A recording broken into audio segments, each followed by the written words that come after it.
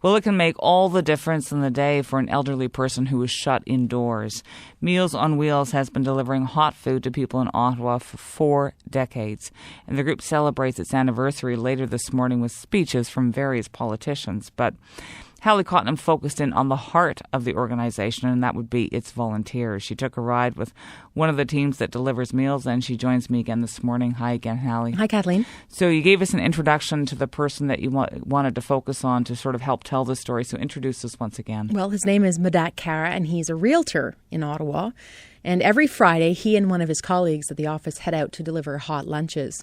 So I met up with Madat last Friday at his busy office out on Canatech Road. And as we were chatting about Meals on Wheels and why he joined, his BlackBerry chimed. And I thought, okay, here's a new listing or maybe a call from a house inspector or something.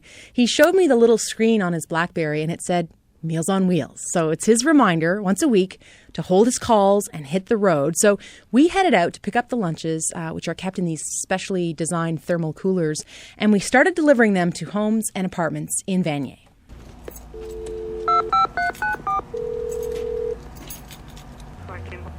Meals on Wheels. Okay, thank you. So my name is Madat Kara. My personal role in Meals on Wheels really is I deliver every Friday from start around 11 o'clock in the morning. I'm done by 12:30. So it's sitting out here outside the kitchen waiting for you. Exactly. Say we have 15 today. 15 people. 15 people or 15 different homes, yes. So very neat. When we go and pick up the food, we are given the coolers. There's soup in one cooler. The other cooler has the actual meal. And the third one is a cooler with fruits and dessert. And we just take the entire coolers, put it in our car, go up, deliver.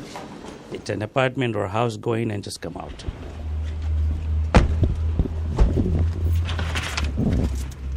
So that's our route is called Champlain 3. You've been doing this for almost 10 years, Madat. Talk to me about the reception you get when you ring the doorbell or knock on the door. Well, it's first of all, every Friday when we go, it's the same people we've been delivering. It's not a stranger, so they have gotten used to us.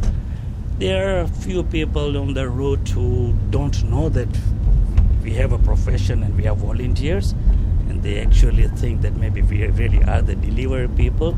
So there have been occasions when we have had rude comments.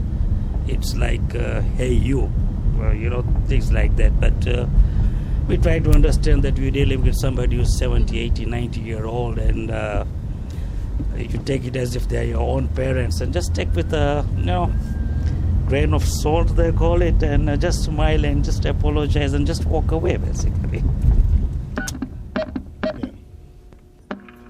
Yes.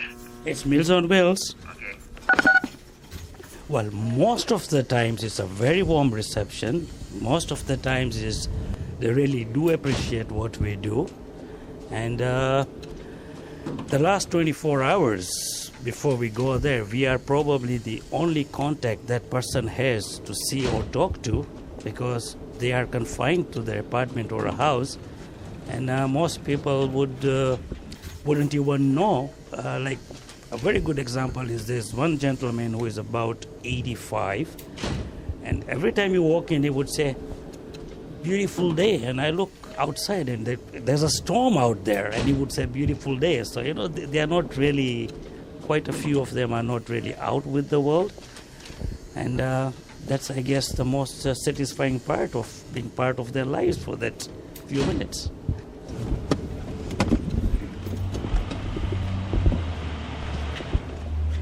Tell me the story of how you got involved in the first place. Well, I got involved, this was 10 years ago during the ice storm. I was in Toronto on a business trip, and after I arrived in Toronto, I was supposed to stay there 2 to 3 days. And I was in this hotel, and with this storm, the planes couldn't come to Ottawa. The trains couldn't come, and I had flown down. So I figured a couple of more days I'll just kill time. So I stayed in Toronto, and I was at this hotel at the airport, and I turned the news, and I heard on the news that that's the first time that I heard about what Meals on Wheels was all about. I didn't know. That's the place here? What it was. Anyway, so I heard on the news that quite a few recipients have not got the meals for like a couple of days, or they've been quite late, and one of the reasons was the volunteers themselves could not travel, go out there on the road to deliver and pick up the meals with the road conditions. And at that time, the same evening when I was having my dinner, it was a beautiful T-bone steak there, and it started bugging me that here I'm enjoying my steak here in my hometown, Ottawa.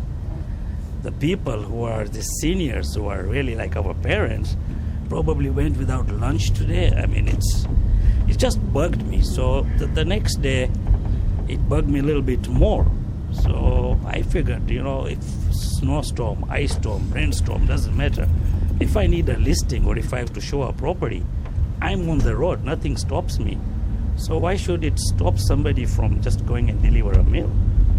So I got back, got hold of Meals on Wheels, and I said I would like to give my services as a volunteer because I'm on the road, and they were more than happy to hear that, and I started delivering meals. I recruited a couple of other agents in my office to help me deliver, and it's 10 years now, and it's once a week I deliver.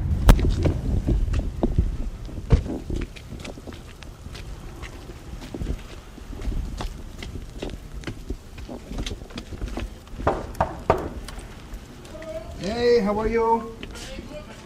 I've got some friends here. Not with him, you could set your watch. Always on time. That's the boss, yeah.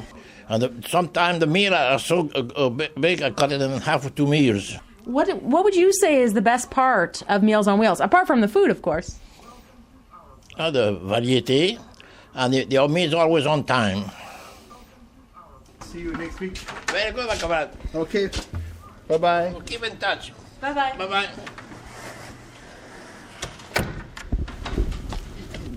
Do you get the sense that there's value in what you do beyond the food that you deliver? It's, I hear over the last 10 years, I got lots of friends and business associates, and they always say that, oh, you're doing a great job, and personally, I don't personally feel I'm helping people. I think I'm helping myself because it is giving me the satisfaction. Just like we need food to eat and survive, I think we need food for our soul, and maybe this is where I'm finding that every Friday it's a wake-up call for me. I go out there, we deliver meals, look at these people, and of course, after you finish delivering for the next 10-15 minutes, obviously you are a little bit sad. You are a human being. And then you start appreciating life, that look what God has given you. And sometimes we complain about our steak having a little bit too much salt or too little salt. And then you look at these people and they're so grateful of what they got. So it really is a wake-up call for every Friday that I appreciate life out there. See, that's the place here?